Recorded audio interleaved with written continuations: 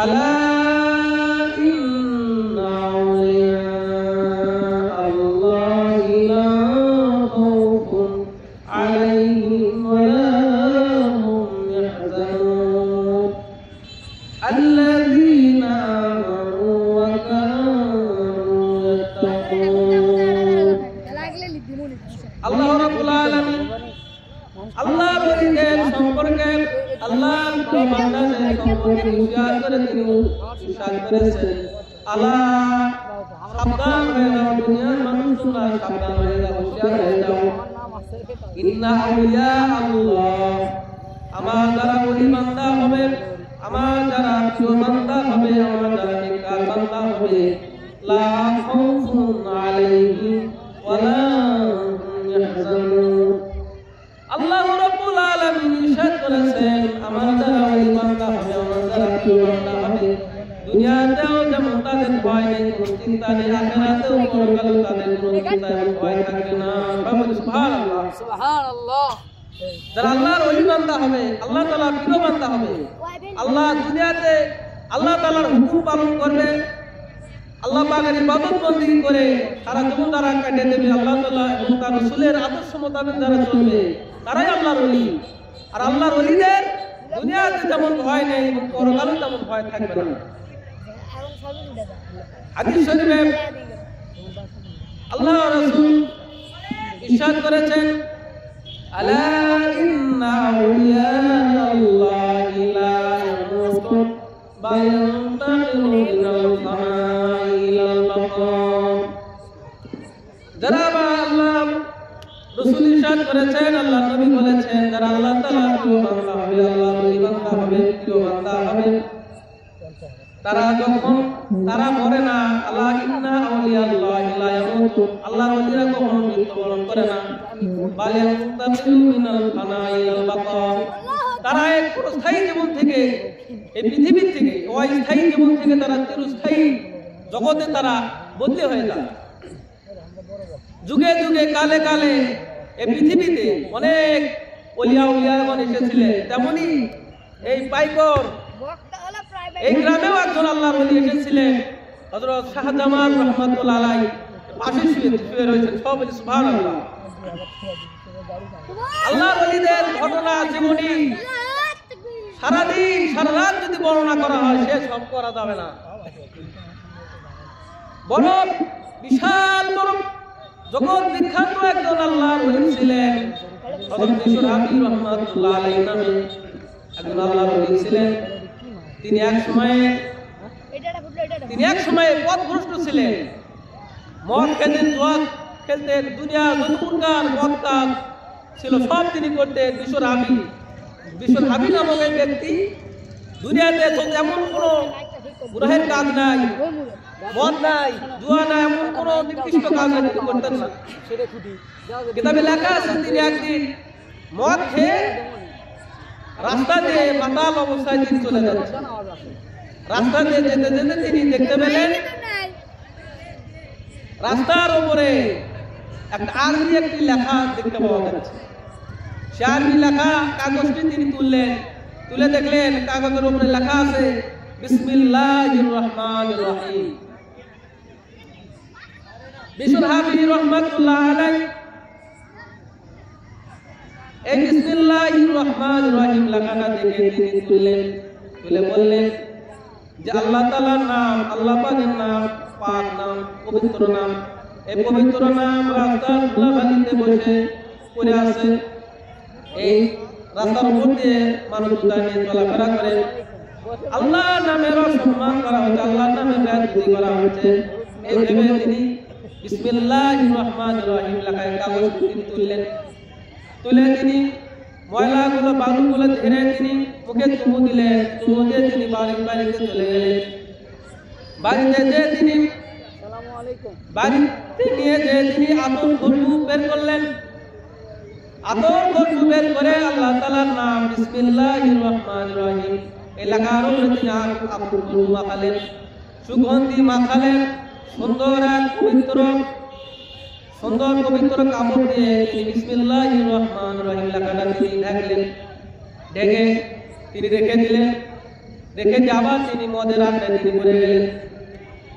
আল্লাহ রাব্বুল আলামিন বিশুর হাবিব রাহমাতুল্লাহ আলাইহি এর কাজটি তিনি আল্লাহ পাকের দরবারে কবুল এবং মঞ্জুর হয়ে গেল। সব সুবহানাল্লাহ। পৃথিবীর ভেতরে এক নিকৃষ্ট পাপী, জিনাখোর, মদখোর, জুয়াখোর, এমন কোন অপরাধ নাই যে তিনি করেন না, কিন্তু আল্লাহ তাআলার নাম, পবিত্র নাম বিসমিল্লাহির রহমানির রহিম লেখাটা তিনি সম্মান করলেন।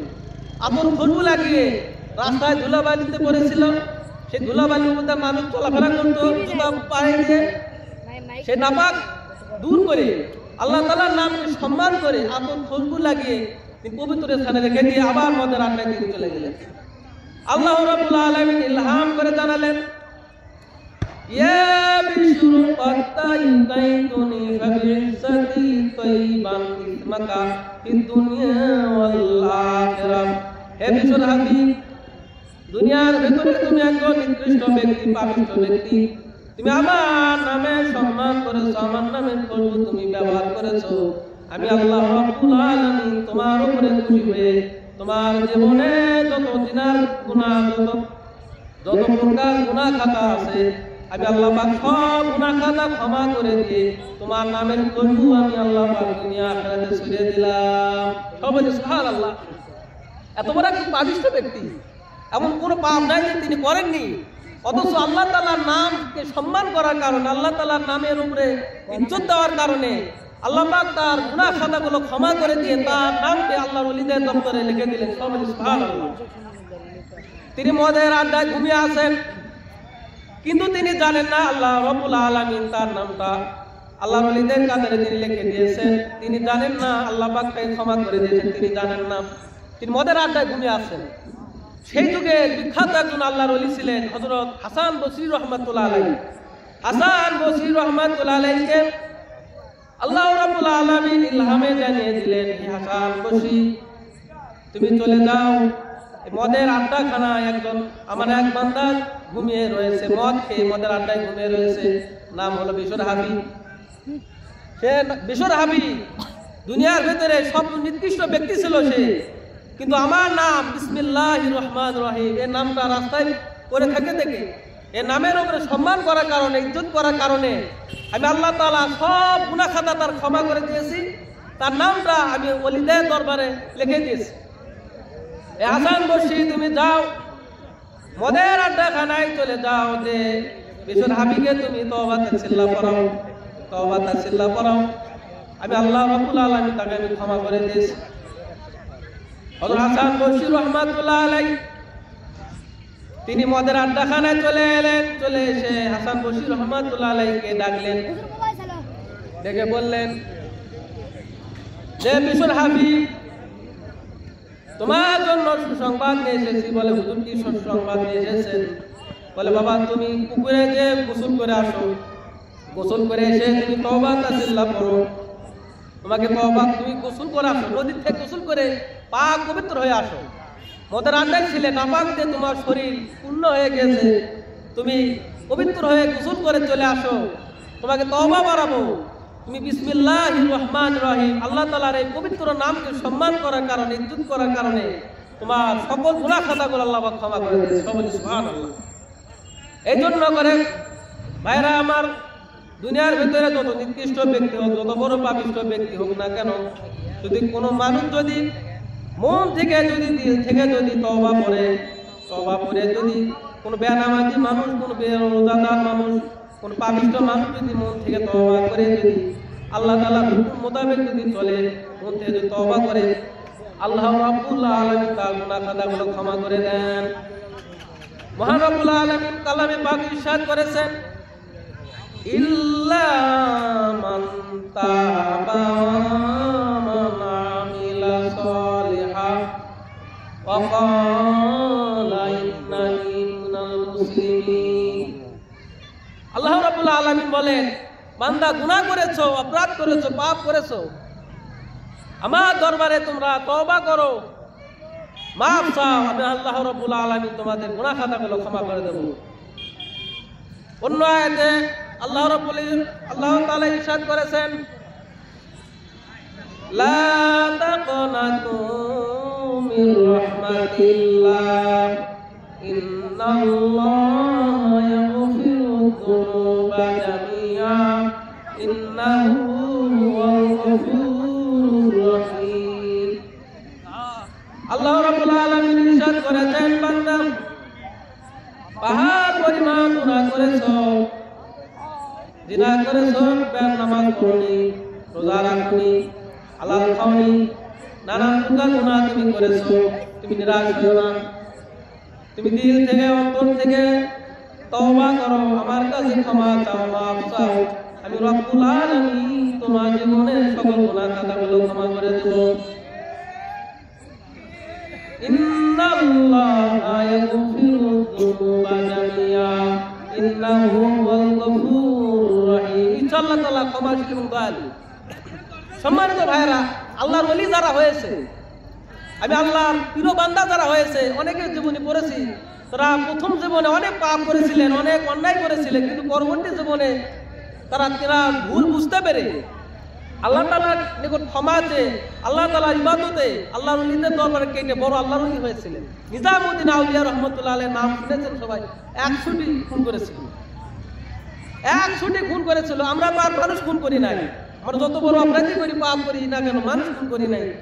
100টি খুন করেছিল নিজামউদ্দিন আউলিয়া রাহমাতুল্লাহ আলাইহি। কিন্তু তিনি তার ভুল বুঝতে পেরে আল্লাহ তাআলার নিকট ক্ষমা চেয়ে, মাফ চেয়ে, তওবা করে আল্লাহ এমন ইবাদত করেছিলেন, আল্লাহ পাক তাকে ক্ষমাই করেনি, আল্লাহর ওলি হয়েছিলেন। সব বলি সুবহানাল্লাহ।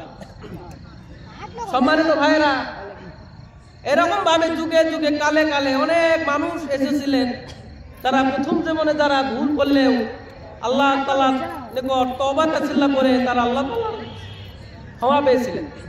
সামনে রমজান মাস, সম্মানিত ভাইরা, সামনে রমজান মাস আসতেছে আমাদের সন্নিকটে। এই রমজান মাসে আমাদেরকে রোজা রাখতে হবে, তারাবি নামাজ আদায় করতে হবে, কারণ মহান রব্বুল আলামিন রমজান মাসে পবিত্র কোরআন আল্লাহ রাব্বুল আলামিন নাযিল করেছেন। আল্লাহ তাআলা ইরশাদ করেছেন, শাহরু রমাদানাল্লাযী উনজিলা ফীহিল কুরআন হুদাল লিন-নাসি ওয়া বাইয়িনাতিন মিনাল হুদা ওয়াল ফুরকান। আমি আল্লাহ তাআলা, আমি আল্লাহ পাক এই রমজান মাসে এই পবিত্র কোরআন নাযিল করেছেন।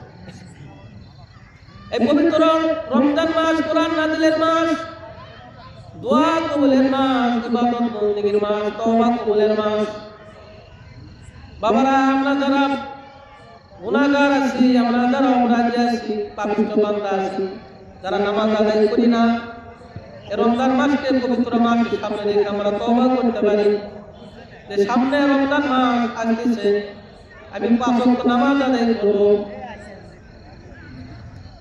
আল্লাহ রাব্বুল আলামিন আমাদেরকে মাফ করে দিবে। সব সুবহানাল্লাহ। কারণ রমজান মাসে যারা রোজা রাখবে এবং রাত্রে তারাবি নামাজ আদায় করবে, সিয়াম সাধনা করবে, আল্লাহ পাক তাকে ক্ষমা করে দেবে। হাদিস শরীফে এসেছে, আল্লাহ রাসূল বলেছেন, মান সামা রমাদানা ঈমানান ওয়া ইহতিসাবান গুফিরা লাহু মা তাকাদ্দামা মিন যামবি। বান্দা যারা, যে সকল বান্দা বান্দীরা রমজান মাস পেল এবং রমজান মাসে সারাদিন রোজা রাখলো এবং রাত্রিতে যারা কিয়াম করলো, নামাজ আদায় করলো, তারাবি নামাজ আদায় করলো, আল্লাহ রাব্বুল আলামিন তার পূর্বে এবং পরের সকল গুনাহ খাতাগুলো আল্লাহ পাক ক্ষমা করে দেবেন। সম্মানিত ভাইরা, রমজানকে সম্মান করার কারণে, রমজান মাসকে ইজ্জত করার কারণে কিতাবে লেখা আছে, এক ইহুদিকে আল্লাহ পাক ক্ষমা করে দিয়েছিলেন। এক ইহুদি মহিলাকে, কিতাবে লেখা আছে, এক ইহুদি মহিলা, তিনি তার ছোট বাচ্চাকে নিয়ে তিনি রাস্তাতে যাচ্ছেন। হঠাৎ করে তার ছোট বাচ্চা কান্নাকাটি শুরু করে দিল যে তিনি সদাই খাবে, কিছু মিষ্টি খাবে। ছোট বাচ্চা কান্নাকাটি শুরু করে দিল। মা বললেন যে বাবা, মুসলমানদের পবিত্র মাস রমজান মাস, এই রমজান মাসে তোমাকে কিছু খেতে দেবো না, কারণ মুসলমানরা রোজা আছে, সিয়াম সাধনা করতেছে, এই মুসলমানদের সামনে যদি তুমি কিছু খাও তা মুসলমানরা কষ্ট পাবে। কারণ তারা রোজাদার, সারাদিন তারা অনাহারে রয়েছে। রমজানের মাসে তোমাকে আমি কিছু খেতে দেবো না, তোমাকে কিছু দেবো না। বাচ্চা কান্নাকাটি করলো, মা বাচ্চা কান্নাকাটিকে অপেক্ষা করে বাচ্চাকে কিছু দিলেন না, রমজান মাসকে সম্মান করে ইজ্জত করে। কিতাবে লেখা আছে হাসান বসরি রহমাতুল্লাহ আলাইহি তিনি বলেছেন, একদিন রাতে আমি ঘুমিয়েছি, ঘুমের ভিতরে স্বপ্ন দেখতেছি ওই ইহুদি মহিলা আল্লাহ তাআলা জান্নাতে ঘুরে বেড়াচ্ছে। সবাই সুবহানাল্লাহ। কারণ হাসান বসরি রহমাতুল্লাহ আলাইহি গ্রামেরই মানুষ ছিলেন ওই মহিলা। আমরা যেমন গ্রামের একটা মহিলাকে দেখে চিনতে পারবো, তেমনি হাসান বসরি রহমাতুল্লাহ আলাইহিকে তাকে ওই মহিলাকে জান্নাতের ভিতরে ঘোরাফেরা করতে দেখবো। আল্লাহর ওলি হযরত হাসান বসরি রহমাতুল্লাহ আলাইহি জিজ্ঞাসা করলেন, বাবা মহিলা, তুমি তো ইহুদি, তুমি তো মুসলমান নয়, তুমি ঈমান আনো নাই, তুমি কিভাবে আল্লাহ তাআলা জান্নাতে তুমি ঘুরে বেড়াও, আল্লাহ তাআলা জান্নাতে না দিলে তুমি খাও, কিভাবে এটা সম্ভব? ওই মহিলা বলেছিলেন, হুজুর আমি ইহুদি মহিলা তা ঠিক রয়েছে, কিন্তু একদিন রমজান মাসে আমি আমার ছোট বাচ্চা খাওয়ার জন্য করে যখন কান্নাকাটি করলো, আমি রমজান মাসকে সম্মান করে ইজ্জত করে তাকে কিছু খেতে দেই নাই। আল্লাহ রাব্বুল আলামিন আমার এই কাজটা, এই রমজান মাসকে সম্মান করা, এই রমজান মাসকে ইজ্জত করার খাতিরে আল্লাহ রাব্বুল আলামিন আমাকে মরার পূর্বে, ইন্তিকালের পূর্বে কালেমা নসিব করে আল্লাহ আমাকে মৃত্যু দান করেছিলেন। সবাই সুবহানাল্লাহ।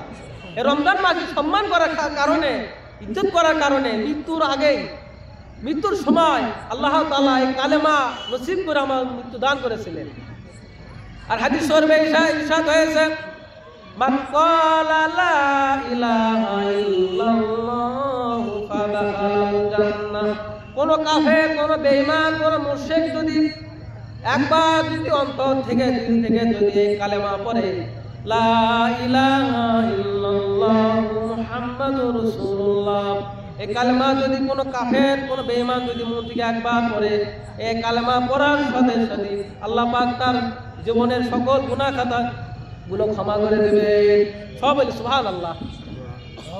সম্মানিত উপস্থিতি, এই সেই রকম ভাবে আল্লাহ রাব্বুল আলামিন কাকে কিভাবে ক্ষমা করবেন, কাকে কিভাবে মাফ করবেন বলা মুশকিল।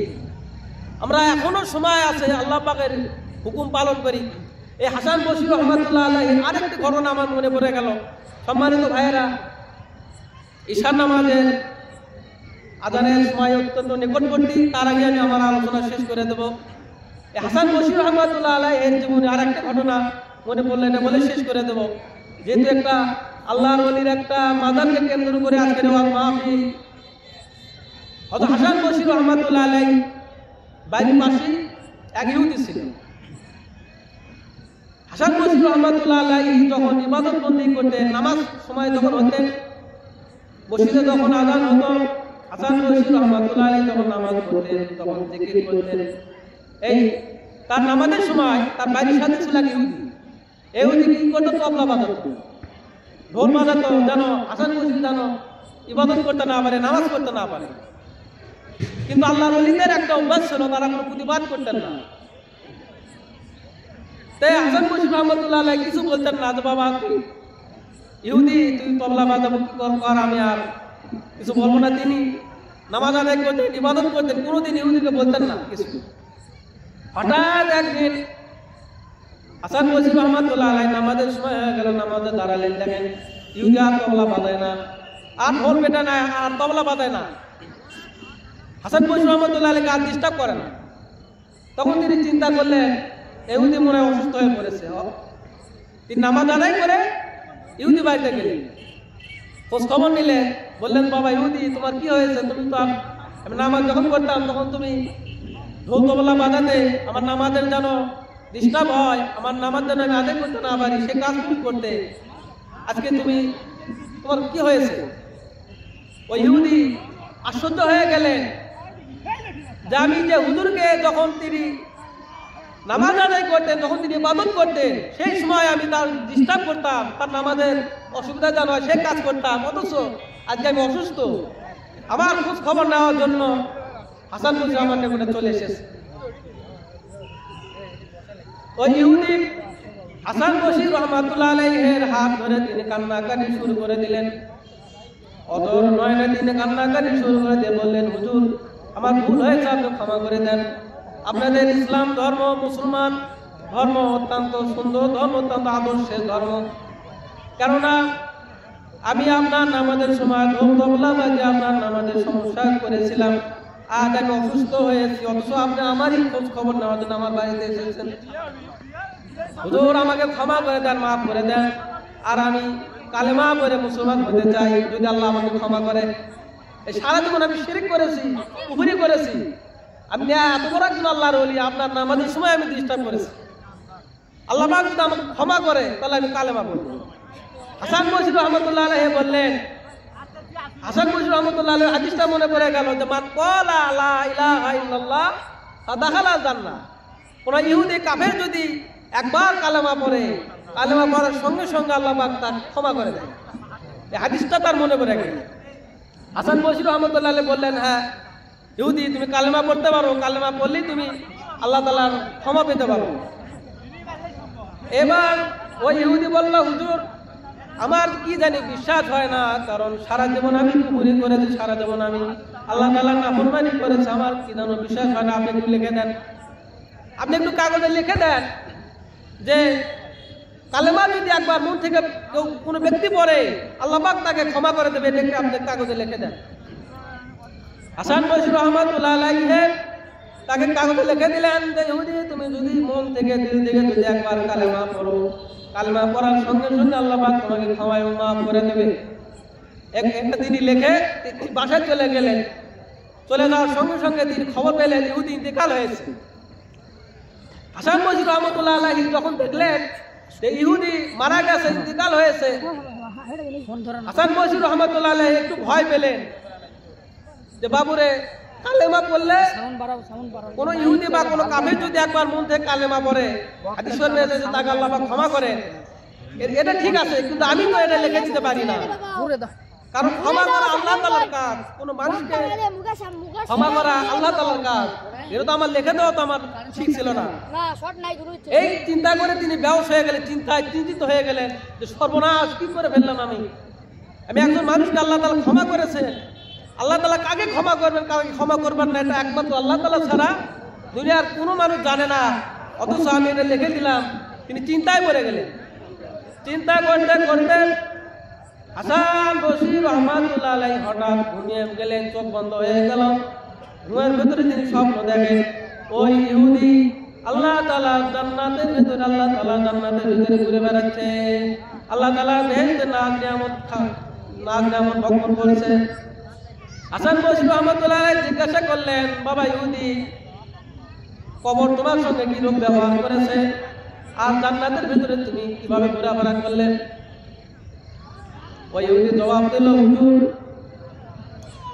আপনি যে বলেছিলেন এই কালেমা পড়ার সঙ্গে সঙ্গে আল্লাহ পাক ক্ষমা করে দিবেন, ইন্তিকালের সঙ্গে সঙ্গে আল্লাহ পাক আমাকে ক্ষমা এবং মাফ করে দিয়েছিলেন।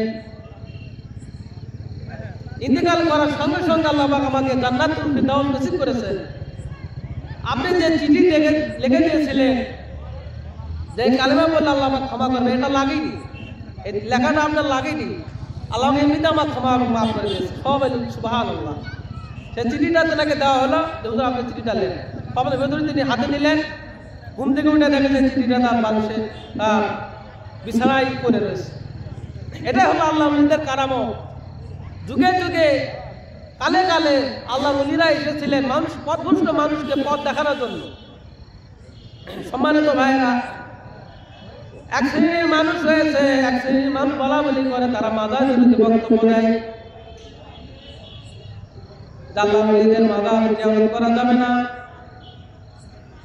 অনেকেই কিছু কিছু ভণ্ড রয়েছে যারা মাজারকে সিজদা দেয় এবং মাজারকে নানা রকম শিরকি কাজ করে, এটা করা যাবে না বাবা। যারা নেককার বান্দা হবে আল্লাহর ওলিদের, যারা মাজার শরীফ থাকবে সেখানে আপনি জিয়ারত করতে পারবেন, দোয়া করতে পারবেন, কিন্তু মাজারকে কেন্দ্র করে বিভিন্ন জায়গায় শিরকি কাজ করা, এটা করা যাবে না। মাজার আল্লাহর ওলিরা শুয়ে রয়েছেন, মাজারে জিয়ারতের জায়গা। আল্লাহর ওলিরা মাজারে শরীফে বাংলাদেশের মাটি ওলি আউলিয়াদের ঘাঁটি। বাংলাদেশে আনাচে কানাচে আল্লাহর ওলিরা শাহিদ হয়েছেন। সম্মানিত উপস্থিতি, এই জন্য করে আমরা আল্লাহ ওলিদের মাজার জিয়ারত করবো, কবর বেশি বেশি কবর জিয়ারত করবো। শুধু মাজার জিয়ারত নয়, আমাদের বাবা মা আত্মীয় স্বজন পাড়া প্রতিবেশী যারা ইন্তেকাল করেছে তাদের কবর জিয়ারত করবো। আল্লাহ পাক আমাদের সঙ্গে বোঝার তৌফিক দান করুন। আল্লাহ পাক আমাদের সঙ্গে বোঝার দান করুন। এখন ইশারা হবে, ঈশার নামাজ বাদে সবাই মাহফিল আসবেন। আজকে মাহফিলের কাঙ্ক্ষিত মেহমানগণ, বক্তাগণ সবাই চলে আসবেন।